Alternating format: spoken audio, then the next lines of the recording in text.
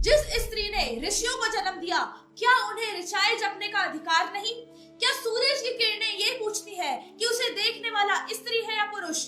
और अगर ब्रह्म ज्ञान मुक्ति है तो नारी को इससे विमुख करना ही धर्म है। लेकिन महाराज मनु कहते हैं, यत्र नार्यस्तु पूज्यन्ते रमन्ते तत्र देवताः।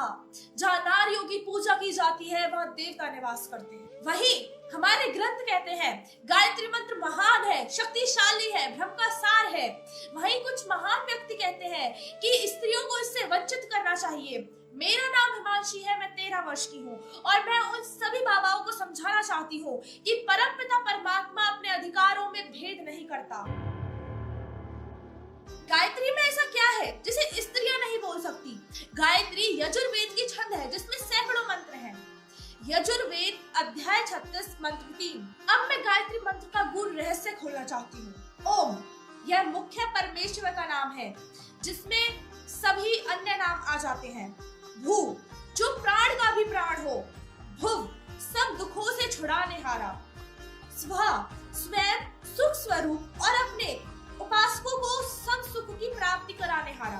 तत्, उसको हम लोग सवितु, सब जगत की उत्पत्ति करने वाला, सूर्य आदि प्रकाशों से भी प्रकाशक, संपूर्ण ऐश्वर्य के दाता। वर्णेयम, अति श्रेष्ठ ग्रहण और ध्यान करने योग्य। भर्ग, सब कलेशों को भस्म करने हारा, पवित्र शुद्ध स्वरूप है। देवस्य, कामना करने योग्य, सर्वत्र विजय कराने हारा परमात्मा का जो धीमहि धारण करे।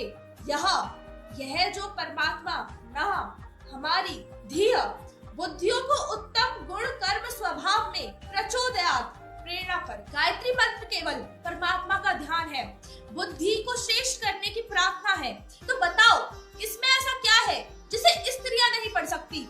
क्या परमात्मा सबका नहीं? क्या बुद्धि सबको नहीं चाहिए? क्या ज्ञान पर किसी जाति का अधिकार है? क्या सूर्य का प्रकाश भी बटा हुआ होता है? गायत्री मंत्र पर रोक लगाने वाला खुद सबसे बड़ा अज्ञान का प्रचारक है।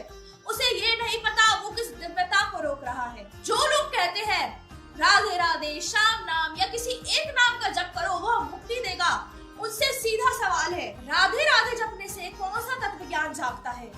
क्या उसमें सृष्टि की रचना का ज्ञान है? क्या उसमें आत्मा परमात्मा के संबंध का विवेचन है? क्या उसमें कोई कर्म धर्म या गुण का बोध है? क्या राधे राधे जपने से ये समझ आता है कि जीवन का उद्देश्य क्या है?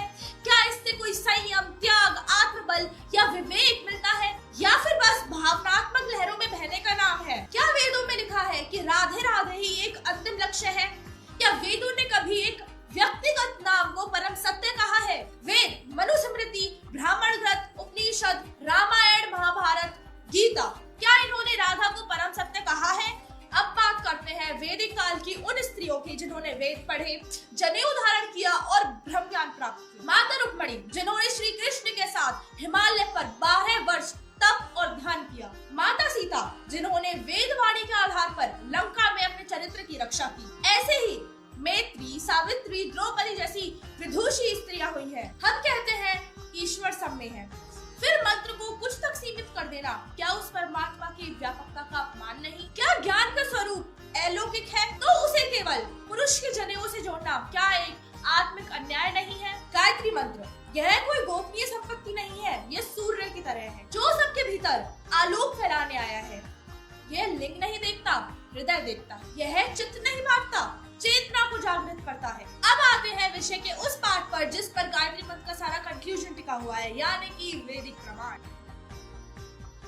ऋग्वेद मंडल 1 सूत्र 164 मंत्र 41। इस मंत्र में लिखा हुआ है, जो स्त्री समस्त वेदों को पढ़ के पढ़ाती है वे सब मनुष्य की उन्नति करती है। ऋग्वेद मंडल 1 सूक्त 164 मंत्र 43। विद्वान जन अग्निहोत्र आदि यज्ञ से जल को शुद्ध करे, ब्रह्मचर्य के अनुष्ठान से शरीर, आत्मा और मन को शुद्ध करे। इधर विद्वान की बात की है, यहाँ पर ना तो स्त्रियों की बात की है ना ही पुरुषों की। अगर यहाँ पुरुषों की बात की भी होती तो क्या स्त्री को जल और आत्मा शुद्ध करने का कोई अधिकार नहीं? क्या वह उन्हें दूषित ही रखे? ऋग्वेद मंडल 8 सूक्त 31 मंत्र 5।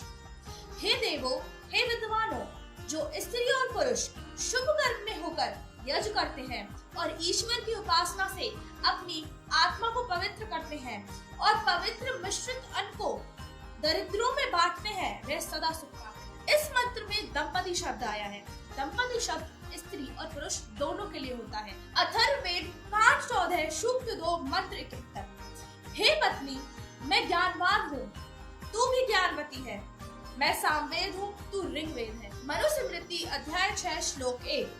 इस रीति से गृहस्थ आश्रम को पूर्ण करके सनातन द्विज सांसारिक चिंताओं को छोड़ जितेंद्रिय होकर वानप्रस्थ आश्रम के निमित्त वन में बसकर जीवन व्यतीत करें। 4 प्रकार के आश्रम होते हैं: ब्रह्मचर्य आश्रम, गृहस्थ आश्रम, वानप्रस्थ आश्रम, संन्यास। वानप्रस्थ वह श्रेष्ठ आश्रम है जिसमें व्यक्ति सारी मोह माया छोड़कर अपनी आत्मा को ईश्वर के अधीन कर देता है। वहाँ भी स्त्री को मनु महाराज ने स्थान दिया है। मैंने आपको सारा विषय समझाया, इसे समझना या ना समझना आपके हाथ में है।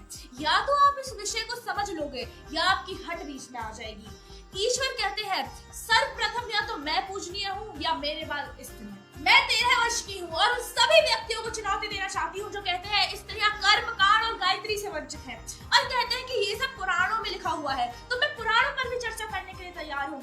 आपने वीडियो देखी, आपका आभार। आपका इस विषय पर क्या विचार है मुझे कमेंट में बताएं। मैं हिमांशु।